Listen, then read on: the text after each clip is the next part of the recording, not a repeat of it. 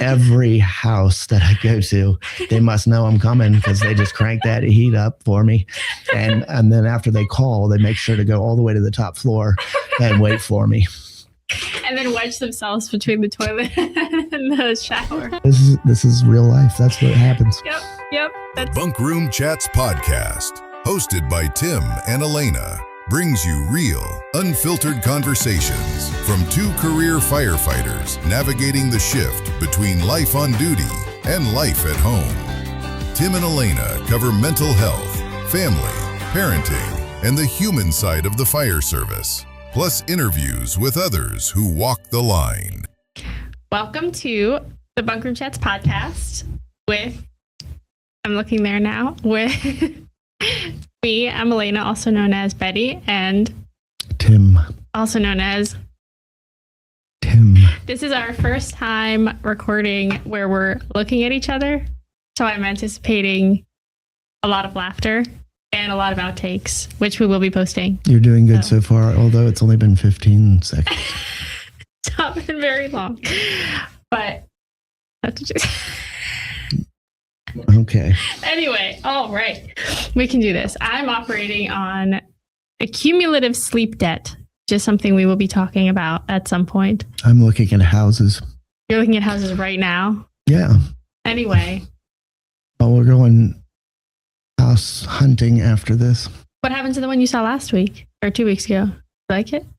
Yeah, I mean, it was okay, but Still looking? You don't just see one house and then say, okay, we're all done now. I'm sure that there are some rich people who can just be like, I like this one and just get it. I don't think they are bothered by this at all. They just tell somebody to do it for them.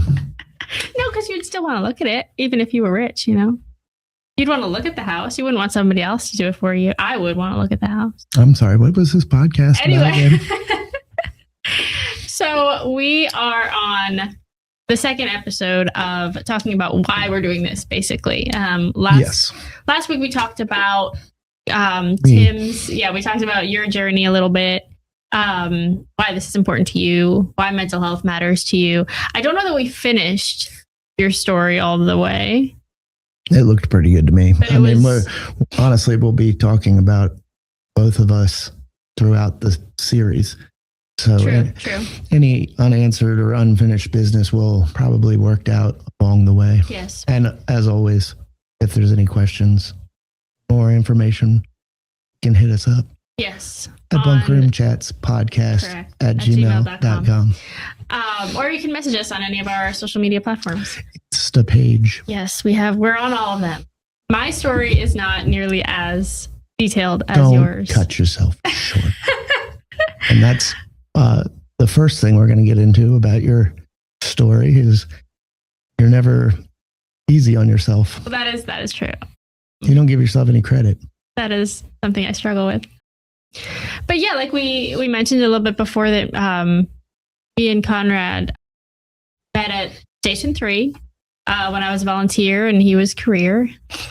And we just kind of hit it off. I think before even talking about shared mental health things, I know shortly after we became friends, I say a lot.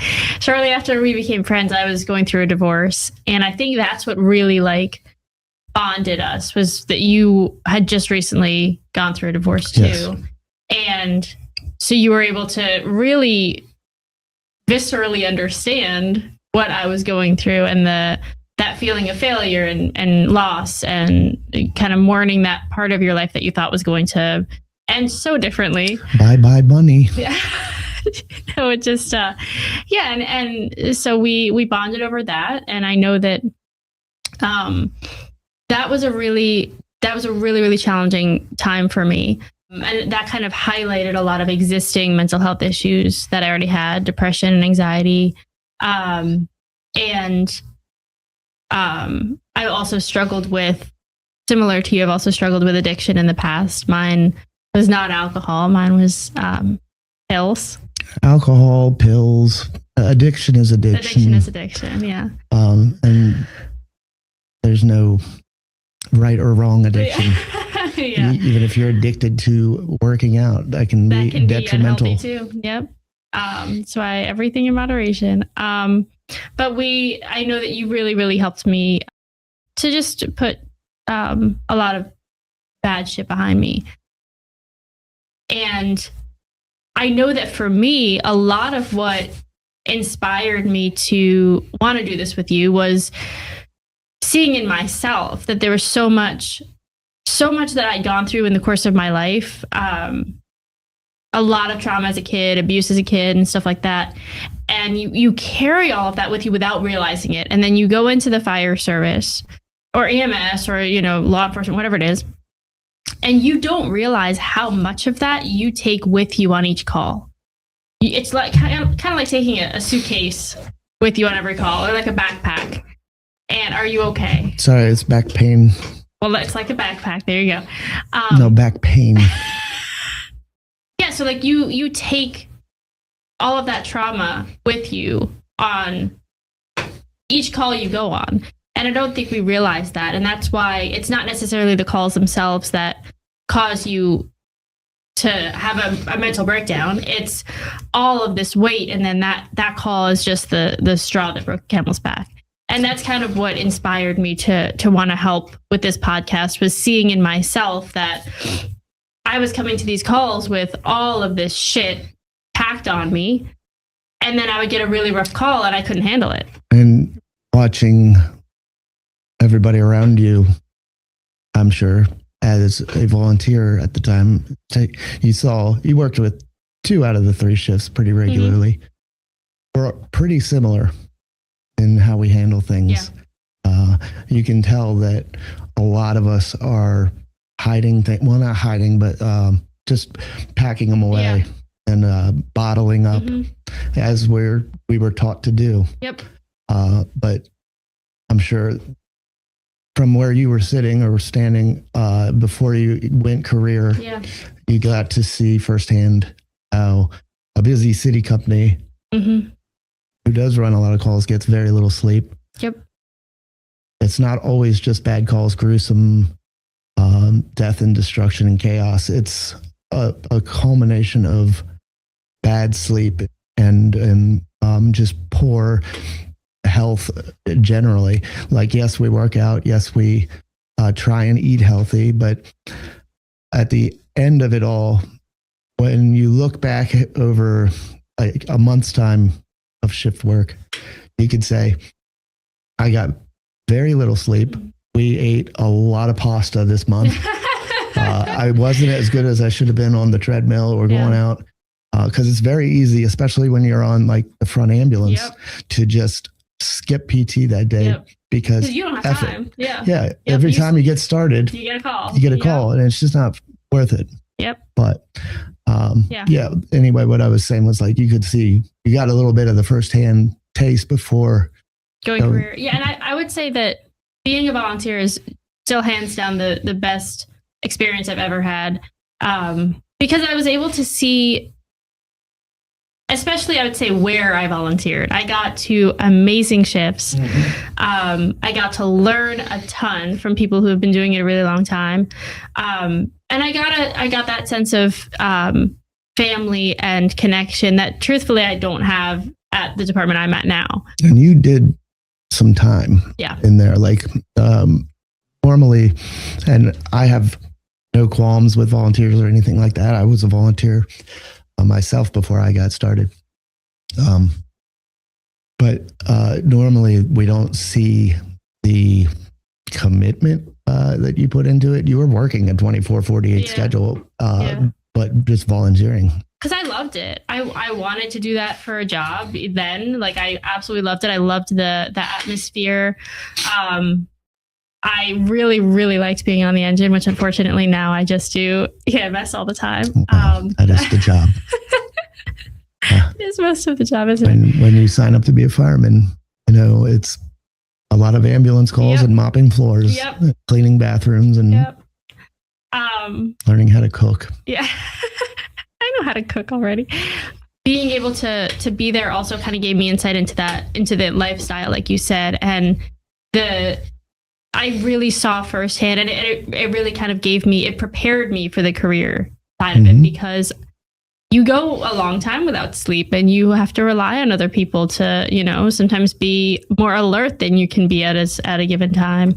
And I also, like you said, like I saw how people kind of avoided, you go on this hard call and nobody talks about it.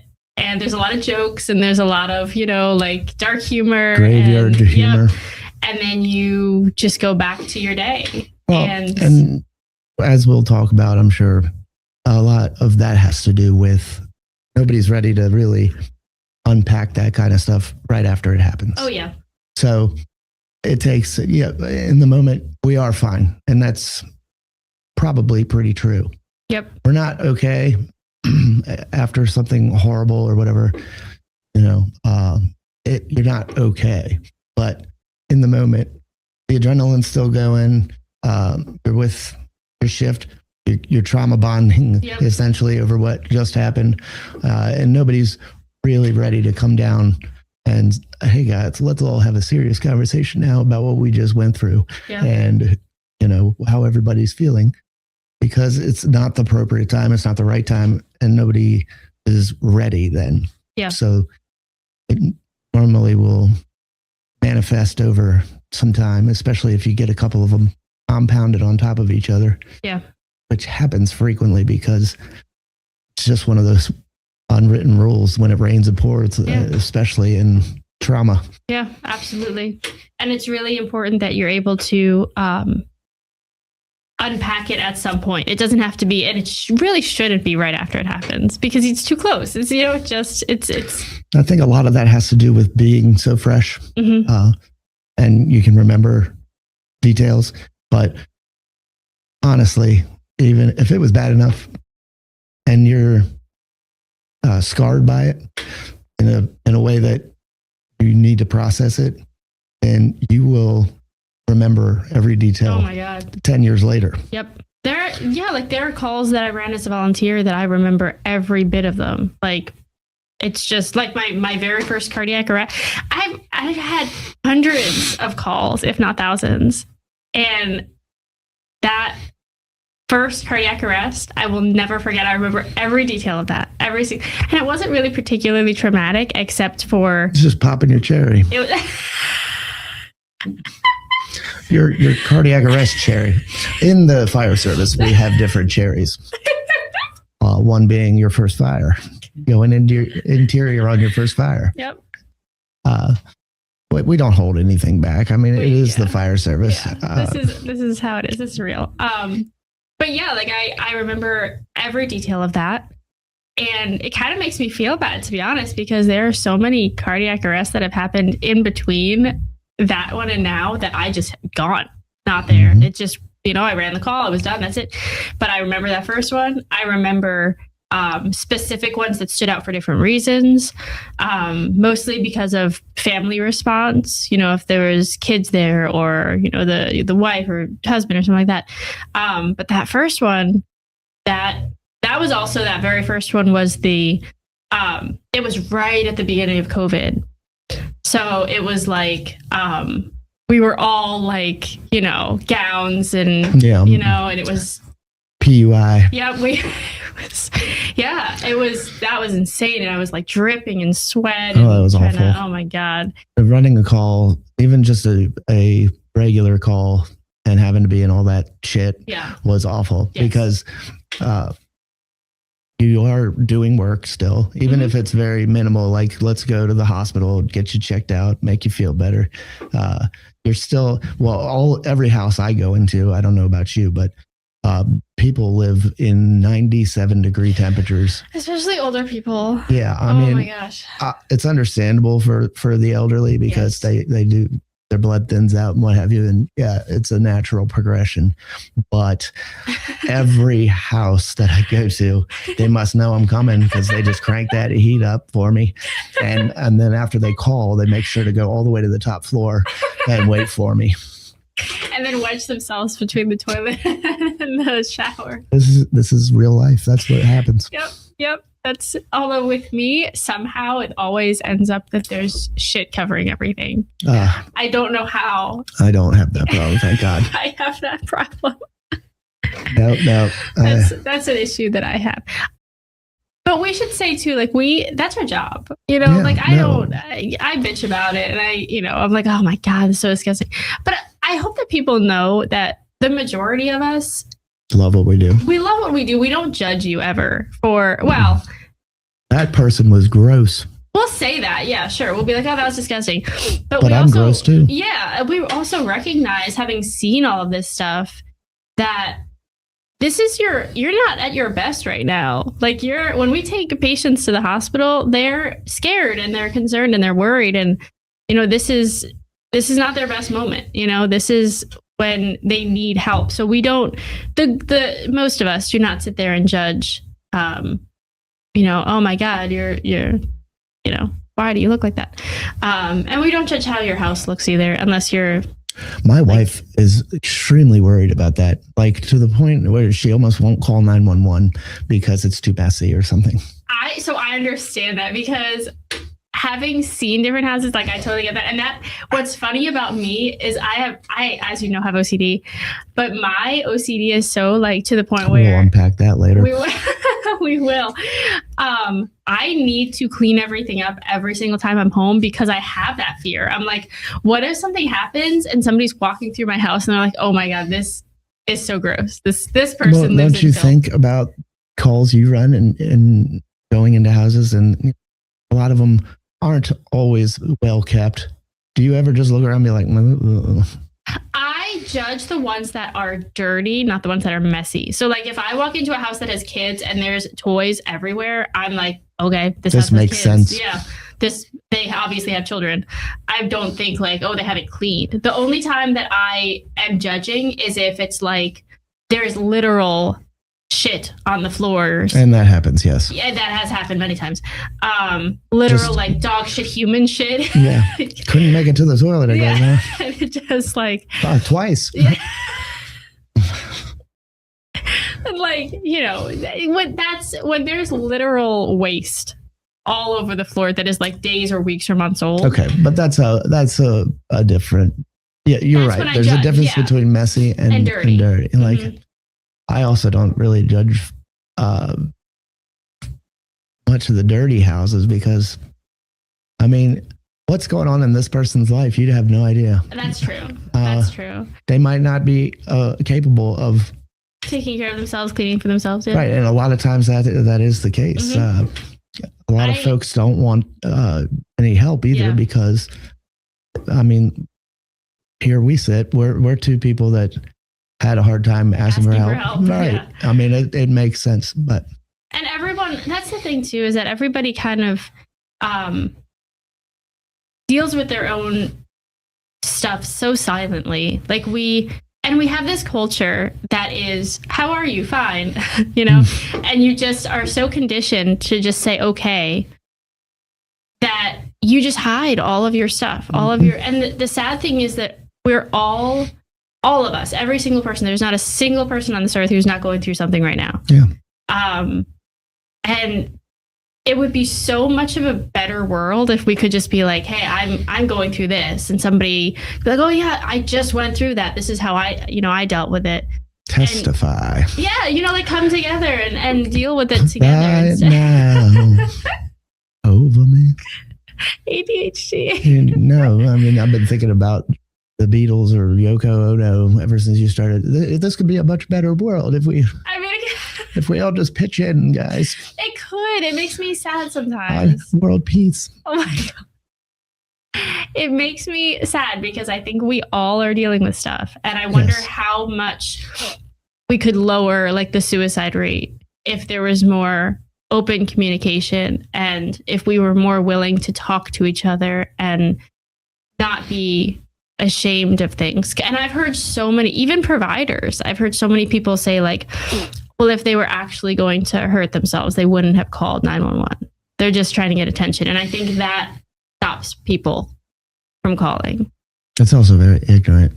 It is extremely. But I think that stops people because they're like, oh, well, if I ask for help, maybe I am just looking for attention. I won't ask for help. And then by the time you get to that point, it's too late. If you needed that help, that number is 988. Perfect time to say that as Betty just launches into suicide talk. Well, it's important. I think it's part of your story. Yeah. Going backwards just a minute. This is, again, episode 2 of our new home here at Everything Frederick Live, which we're super grateful to be a part of now. And it's awesome. We're loving it here. So make sure everybody's following Everything Frederick Live, Good Morning Frederick, and all the entities that come with. There's a where's my camera? There is a multitude of other podcasts that are on in this network.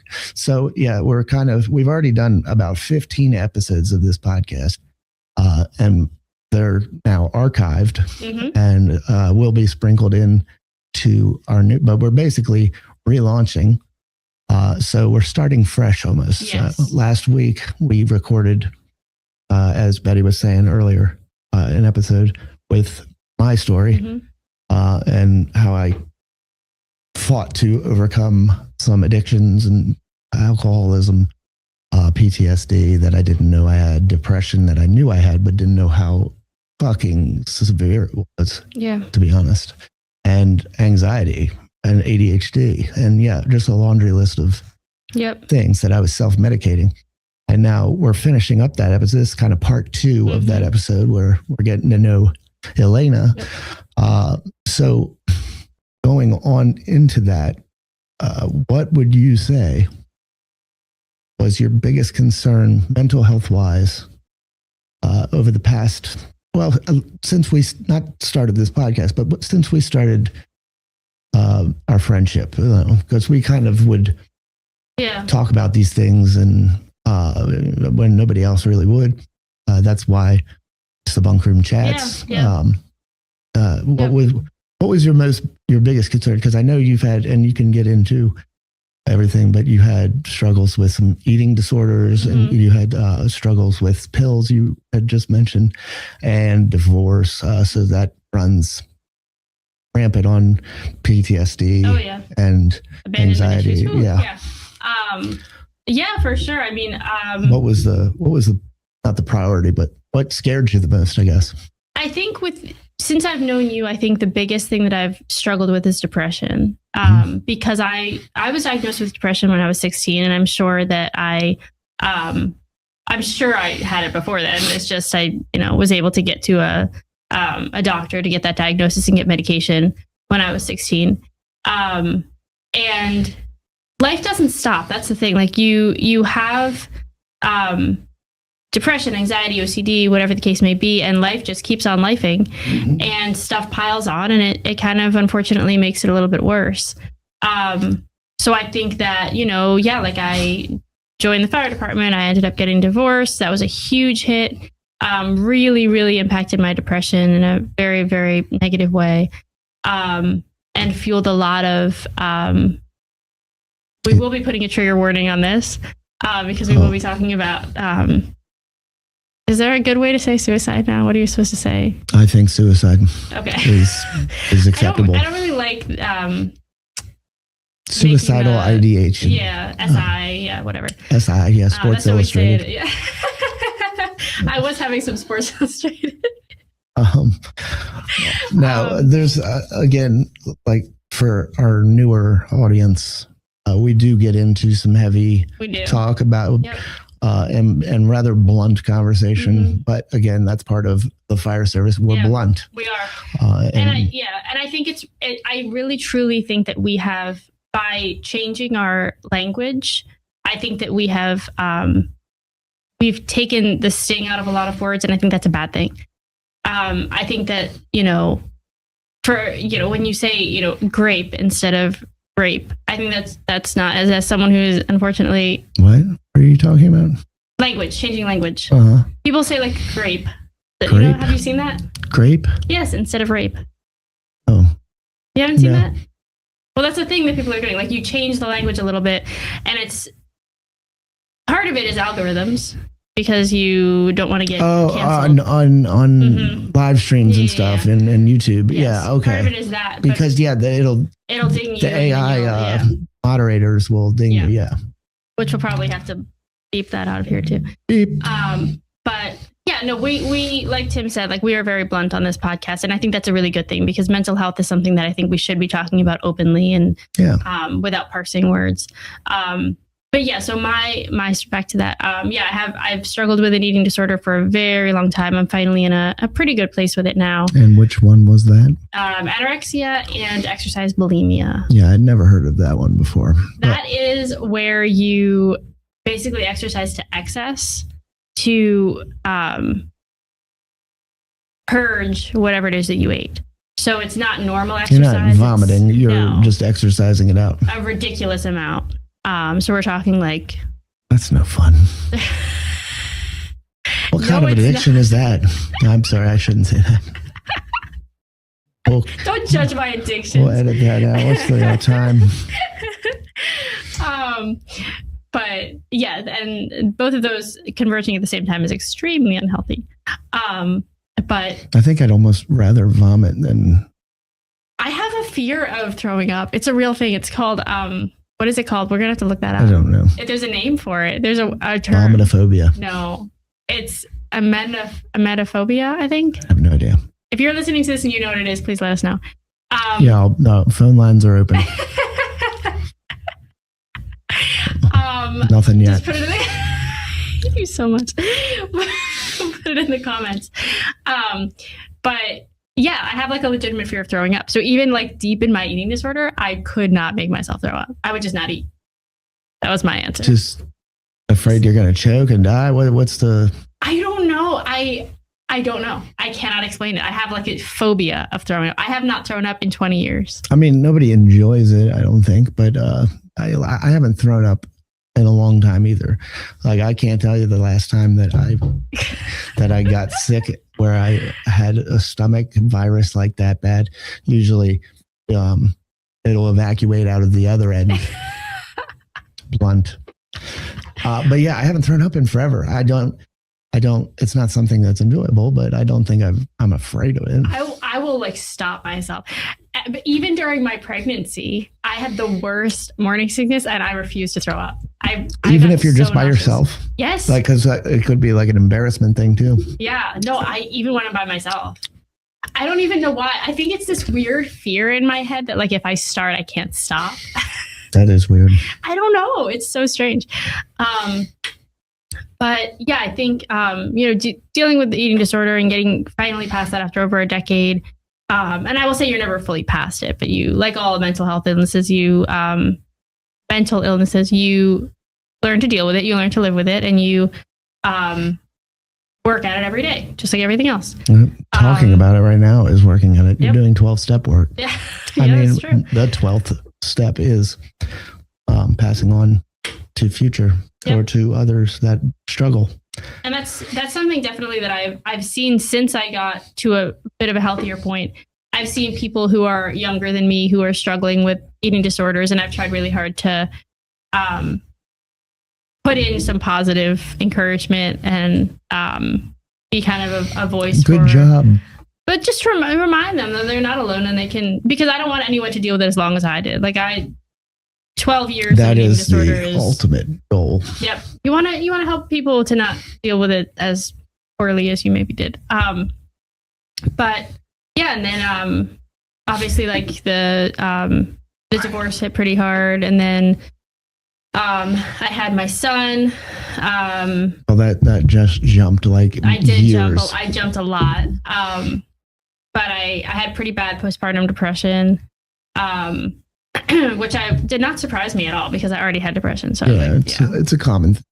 Yeah, it's pretty common. And I knew literally I was in the hospital after I just gave birth and I contacted a therapist and I was like, I'm going to make an appointment. Well, that's being staying ahead, knowing that you have issues and staying ahead of things. Yep. So I mean, good on you there. I was like, this is, if I don't get on this now, because I also knew like I have a newborn, I'm not going to, try to schedule stuff.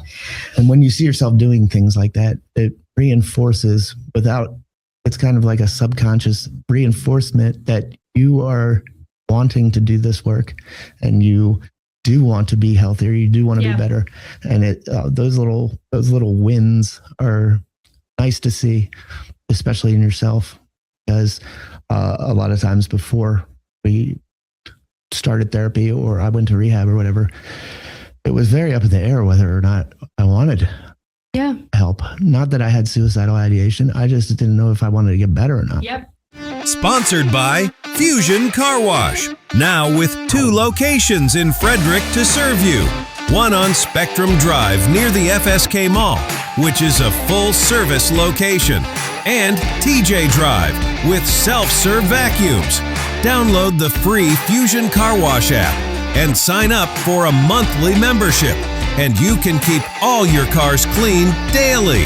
FusionCarWash.com. Frederick's changing fast. New restaurants, big projects, community debates.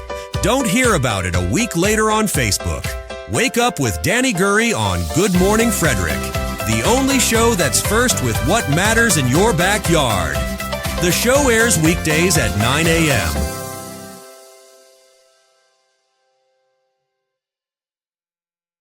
Absolutely. Absolutely. No, that makes a lot of sense. Our addictions, our mental illnesses are also crutches. Like they're also, it feels like, and my one therapist years ago told me that she was talking about my eating disorder at the time. But I was talking to her about how I'm so scared of letting it go. I don't know what is on the other side of that. And she was saying that there's a space for being grateful, even though it sounds really weird. There's a space for being grateful for what that addiction or whatever it was gave you, while also saying, I don't need you anymore. I don't want you anymore. So in my case, my eating disorder gave me a sense of control and a sense of safety at a time when I was getting out of an abusive household. Like I was not in a good spot. I needed something, and that saved me. It felt like it saved me. So I was able to say, thank you for that. But now I can handle it myself. Now I can handle it in a healthy way because I have coping skills now. What was, so last episode we talked about how I finally broke down and needed the help, and I asked for it and I got it. What was your catalyst? What was your, not rock bottom, because I don't know if my rock bottom was enough, because I just kept jackhammering right on through. Yeah. And if my organs didn't start failing and killing me, I probably still would be jackhammering right on through. But what was your shining moment that you're like, that you can remember? You're like, I need to get some help. I need to talk to somebody. I'm going to die if I keep going this way. And then you realize, I do want to do work. I had a few moments where I had that light bulb, but it didn't quite go all the way. So like I had, I remember I was I'm not going to say what weight it was because that can be triggering, but I was at such a low weight that inpatient wouldn't take me. They said I had to go to the hospital. Yeah. And that was shocking to me because I did not feel that I was that small. Even then, I have really bad body dysmorphia, still do. And I would look in the mirror and be like, I'm still at severely underweight. I was like, I could still lose some weight. Like, what are they talking about? Side note, that is something interesting to talk about at another time. What, body dysmorphia? No, the hospital or the program's not taking you. Mm-hmm. I mean, it's completely understandable because they can't.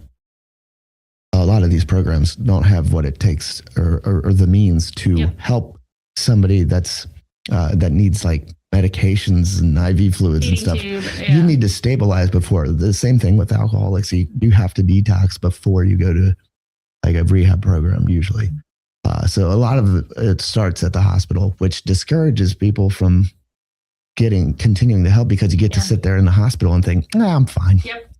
But absolutely. Anyway, we'll go over that later. I just wanted to. Yeah, that's a really good point. And what was crazy was that when I called, I was like, I put off calling because I was scared they would say I was overweight, that I was too big to go. Like Were you scared that your house was too messy? Don't judge me on my house. No, I was really worried about that. And I was shocked. And that should have been the moment where I was like, this is ridiculous. I need to do something. But instead, I felt so much shame that it was so bad that it just drove me further. And I was just like, instead of me saying like, I need to gain some weight so I can go to this inpatient program, I was like, well, if I gain weight, then I don't really need to go, do I? Right. So, that didn't, the thing that really, really was But yes, you do. Yes. The answer to that question, if you were wondering at home, and I'm still waiting to hear about this vomit phobia from viewers. But yeah, the answer is yes, you still need help. Yes. If you're wondering if you're sick enough, you're sick enough. But just for anybody wondering, but yeah, like what really, really pushed me finally was wanting to be in the fire department and realizing that I was not nearly healthy or strong enough to do what I needed to do. And realizing that other people's lives would depend on mine. And if I wasn't in a place where I could physically help someone, I had no business pursuing that as a career or even as a volunteer, which, some volunteers are, regardless. Well, you still have the drive to want to help people. Yes. And everybody that does this job does. I mean, I can't imagine anybody doing this job that doesn't have some of that in them. Yeah. I mean, you almost have to with some of the situations you're put into. Yeah. But on the other side of the coin, I can't tell you how many times I would laughingly be wheeling somebody into the hospital and say to my partner, I am probably way sicker than this guy. Yeah. 100%. Yeah. Like there's a lot of times that you, regardless of what you have going on, you're sicker than the patient you're taking. Oh, absolutely. But I think also, I don't know if you feel this way too, but I think a lot of what I've gone through has made it easier and made me more equipped to help my patients. Because we come across a lot of people who struggle with addiction, and it's not like we're giving them like sermons in the back of the ambulance, but I've talked to some people and, I've been like, hey, I know what you're going through. Like it does get better. You can get better. You can get to a different place. Yeah. Every once in a while you do get an alcoholic that does want to crawl out from this hell. And I can tell, and I'll usually side convo them. Hey, by the way, I know what you're going through. And sometimes they respond well to that. Other times you don't see or hear from them ever again. But which hopefully is a good thing. Yeah. Hopefully, the thought is there at least. And it does. You do, after you get help for yourself, you do want to help. That's why we're doing this fucking podcast. Like it is a part of it. Like we all want to make everybody else see the light because it's so much better than the shit I was living in before. Yeah. I remember somewhat recently I was talking to a friend of mine and I was having just a day and I was like, I don't know why this bad stuff keeps happening to me. Like this just sucks. And he said, maybe this is happening to you so that you can help other people. And it sucks, but I think that that's the most powerful thing you can possibly do is take your own pain and your own struggles and say, okay, what positive can I do with this? How can I help? How can I make a difference with other people who have gone through this? And I think that's part of why we're doing this podcast is how can we turn our struggles into a positive, not just for ourselves, but for other people. Yeah. And I'm hoping that this podcast is a way to do that, to kind of show that, you're not alone. We're here. We're there to help and we'll help however we can. But I guess, anyway, where were we? Well, we're learning all about you. So far as we've learned, you have struggled with depression. Yes. That was your most scary, I guess, what I asked you. Or which one was? No, the worst. Which one scared you the most? Well, it's the one that is probably the most uncomfortable to talk about, but I think now I do want to talk about it. Go for it. This is like therapy. But I haven't said really much about it to anybody. And I can't say too much because of legal stuff. But Legal. Well, don't get yourself in trouble. I'm not going to get myself in trouble. I can say it happened. I just can't talk too much about it. But yeah, so about Emetophobia. Emetophobia. Let me see it. Emetophobia. I knew it. That's what I said. That's not even fun though, because usually they have nothing to do. Like emesis is vomit. Yes. So that emetophobia, whatever. Emetophobia. Makes sense. Like a fear of snakes is something stupid. Like arachnophobia, isn't that? Or is that spiders? That's spiders. But again, spiders. It should just be spider phobia, right? Well, no, because they use the species name. That was good talking. Okay, anyway, back to where you were heading. Anyway, so it's funny to go from laughing to this ADHD. It's great. No, so about a year ago, a little over a year ago, I was sexually assaulted, and I would say I did report it, and when I did, there was a lady who worked in the sheriff's department, and she said that from experience, she could tell me that what I was going through was terrible, but the next 1 to 3 years are going to be way worse. And when she said that, I was like, okay, sure. Wonderful. But I was also like, what are you talking about? Like, it can't get worse than this. Like, it just happened. She was right. Like, everything about it, the PTSD, the legal stuff, all of it is just absolute hell. So I would say that has been by far the hardest thing.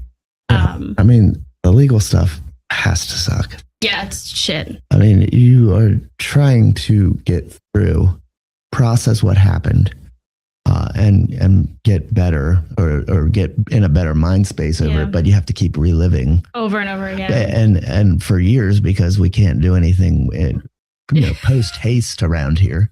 Yeah, it takes forever. It takes the longest time, and then you finally feel like you're breathing, and you get an email, we need you to come in and talk about this. And it's like, really? Like, I just started, like... Why don't you guys record it? Yeah. Then you can hear it as many times as you want. I don't have to do this again. It's pretty shitty, but that's something that in my really dark moments, which I've had many since that happened, I really try to think, like, maybe this is so that I can help other people who have gone through something like this. Maybe people who are younger than me or less equipped or scared of coming forward because it sucks to report stuff. If even one person can hear about this, and that's kind of why I want to talk about it. And once the legal stuff is over, I can talk more about it. But that's kind of why I want to talk about it, because if even one person hears it and is like, hey, maybe I can get through reporting this, maybe I can handle it, then I feel like it's worth it. You know? Absolutely is. 100%. That's what it is. That's what makes it so worth it, is helping. Again, that's what our jobs are. Yeah. And why wouldn't we want to help? Yeah. Especially in something that toes the line with, any ambulance call that we run. Yeah. I mean, it's not trouble breathing, but it's trouble living. Yeah. Yeah, absolutely. And there have been so many, I think that doing this job gives you this unique perspective to, if you're in the headspace for it, to be truly empathetic for people and to truly understand that everybody is going through something. Yeah. It's so easy to get pissed off at somebody for being in a bad mood or for, messing something up and there are some people who are just assholes. It's just true. Like, there are bad people in the world. Hi. But what? Oh, the timing was perfect. But I would like to believe that for the most part, people are just struggling. People have shit that they're dealing with. And it doesn't hurt to stop for a second and realize maybe somebody's just having a really bad day. Yeah. I can't help but think about that stuff more frequently now, which it wasn't like me in the past. You get some dumb shit happens at Costco or whatever, and this person wants to yell at you, or I don't know. I'm just trying to that's never happened to me, but like, so I'm trying to think of somebody where they could be, and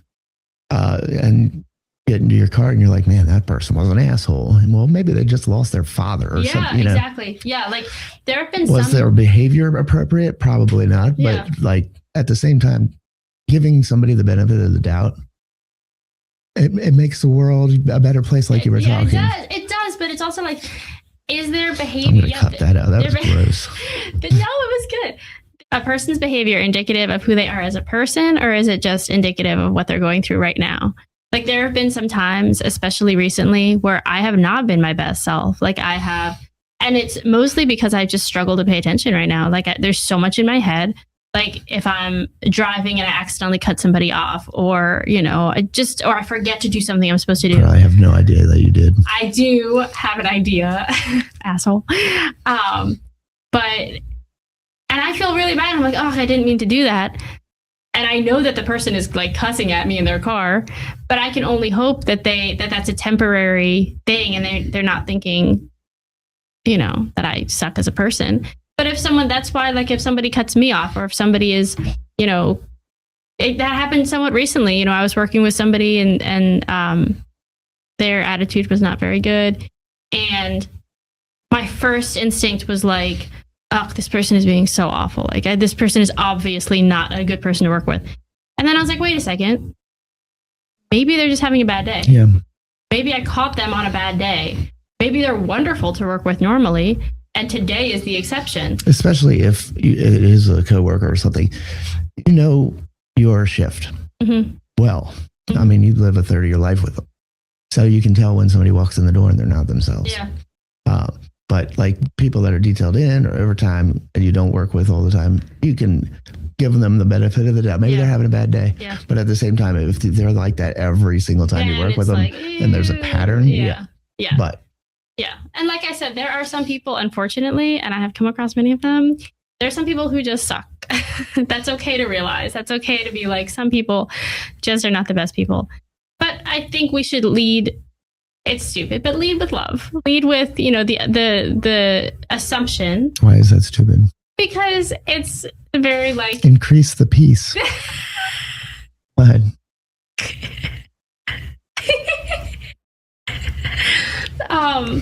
But it's good. It's good to kind of, you know, try as much as we can to focus on the positives. You know, give people the benefit of the doubt as much as we can. I try to do that, and it really helps with my anger that I recently went back to therapy for.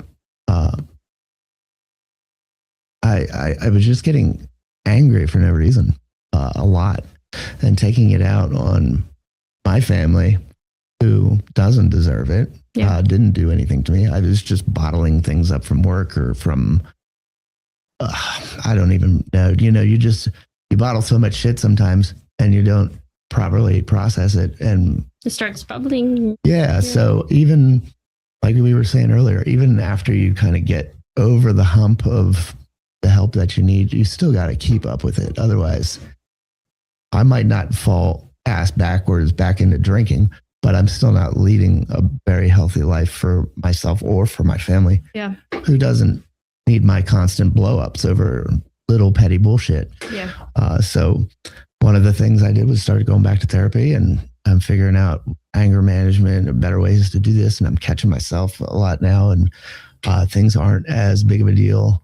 The shit works. Like the tools that they give you.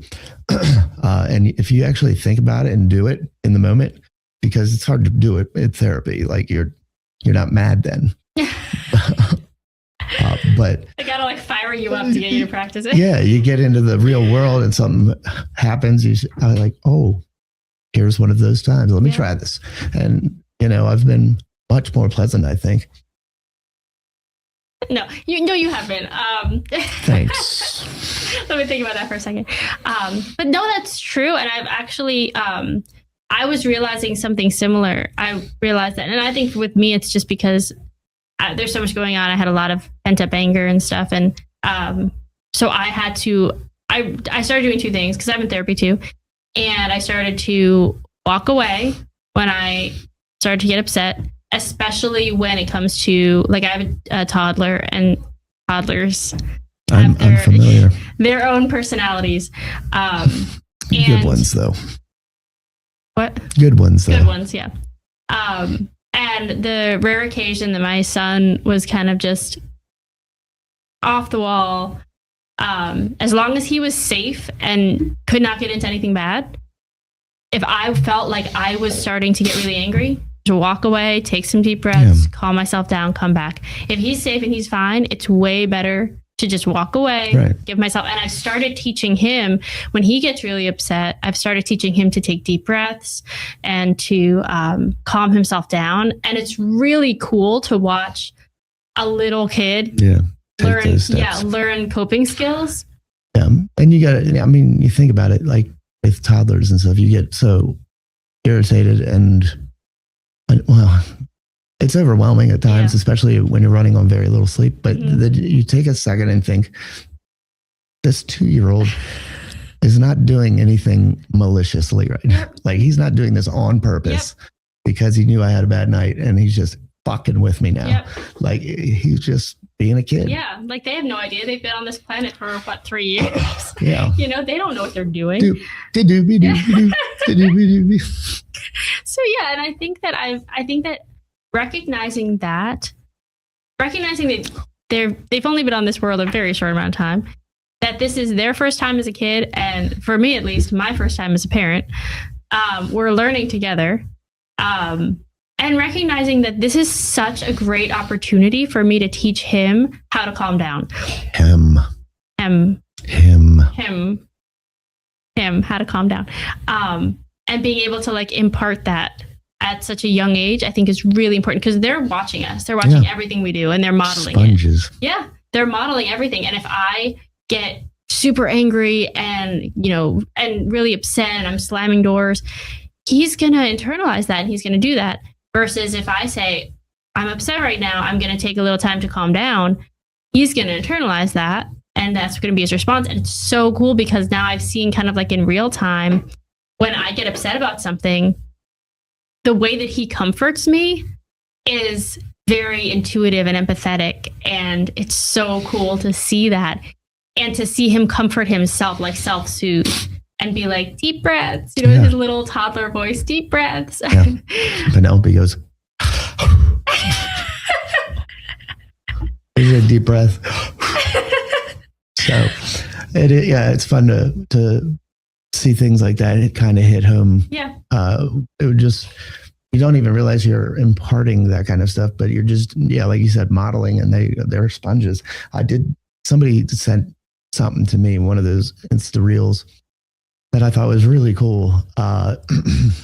They said, and this is just paraphrased because I can't remember the exact quote, but it was something to the effect that being a girl dad is so special, because you don't realize it at first, but when they're at the age that our kids are right now, what mom says to her is written in her brain in ink, like pen.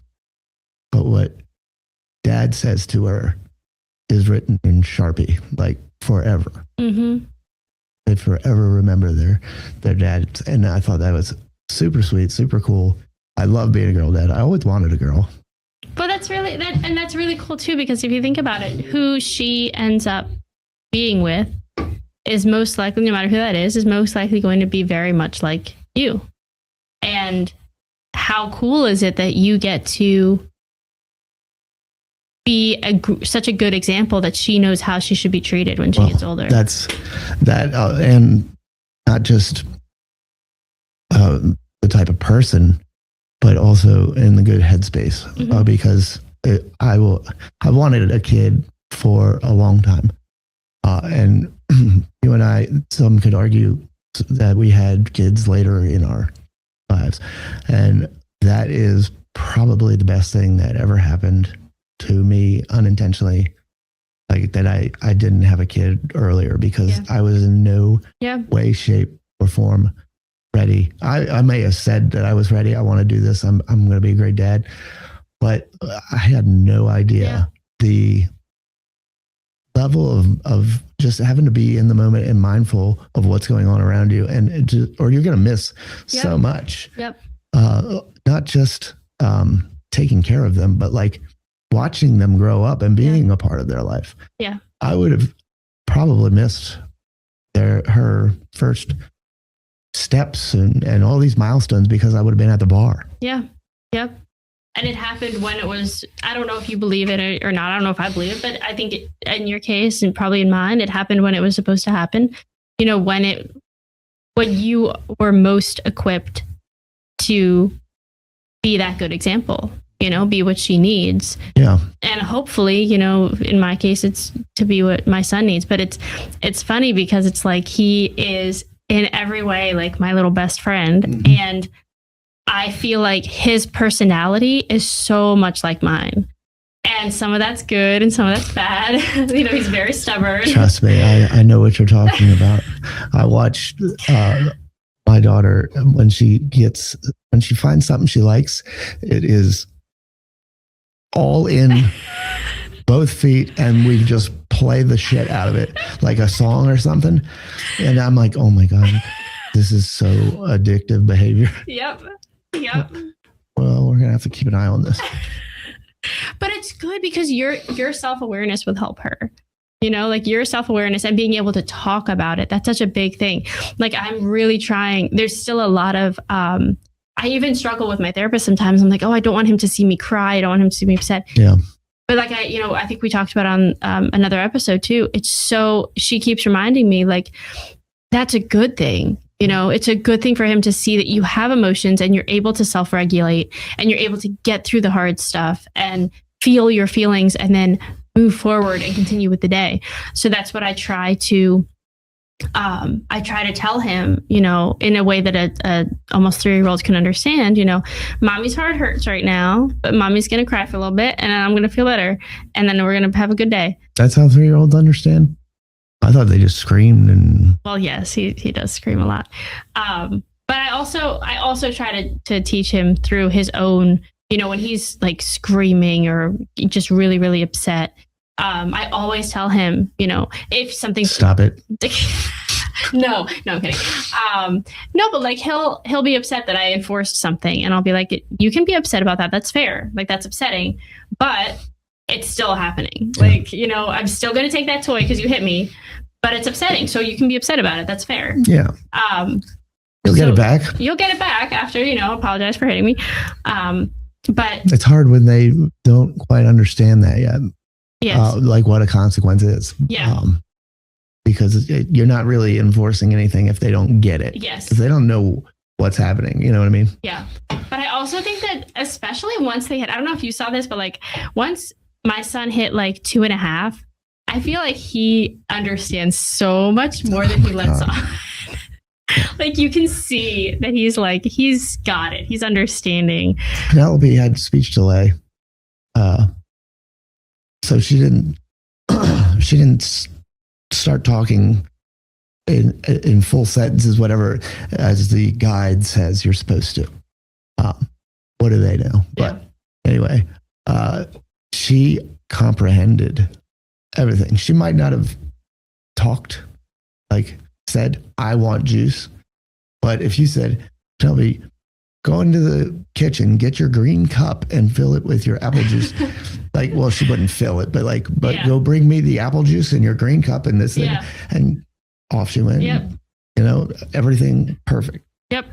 I mean, they know. They know. They understand. They've got it. We just have to, you know, trust that they do. But to wrap this one up. Yes, let's put a bow on it. Let's start with, or let me just say, as we're wrapping, this was again the first 2 episodes of a relaunch here with Everything Frederick Live. Mm-hmm. We're again super grateful. I can't tell you, this is amazing to come into an actual studio and do this.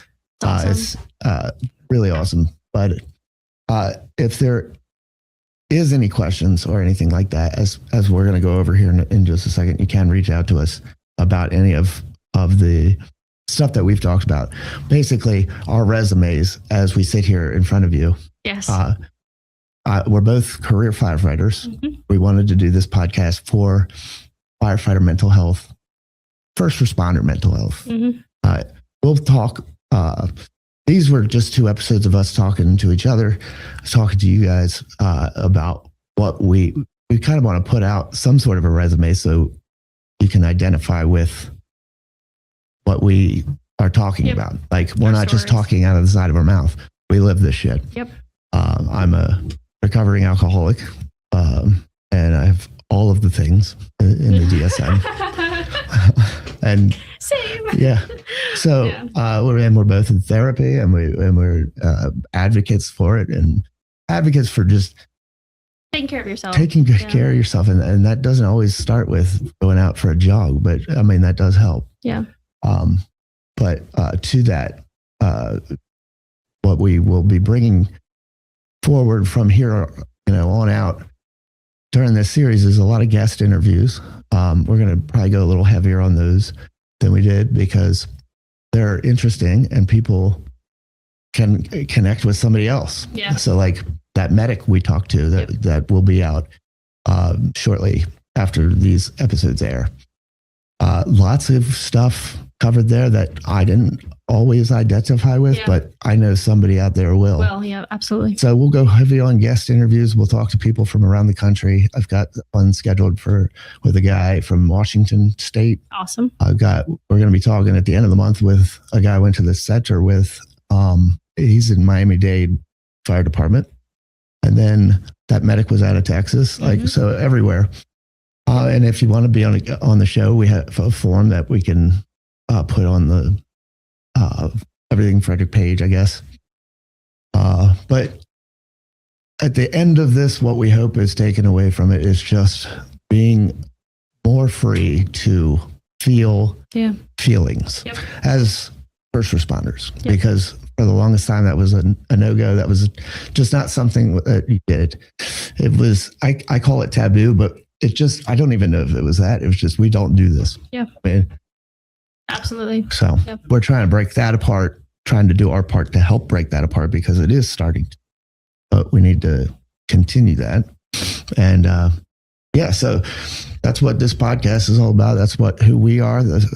So starting on the next episode, I guess would be episode 3. Mm-hmm. I don't know which one's going to come out, but you'll start to see more topical conversations about mental health in the fire service and how people cope, how people deal. Maybe they do something that we don't, that they could bring to the table. 100%. And stuff like that. Yeah, like Conrad said, if you want to be a guest, if you have comments or questions or anything like that, we want to talk to you. We want to hear from people. So feel free to shoot us an email at, is it the Bunkroom Chats? It's just Bunkroom. Feel free to shoot us an email at bunkroomchatspodcast@gmail.com. And then we also are on Instagram. We're on TikTok.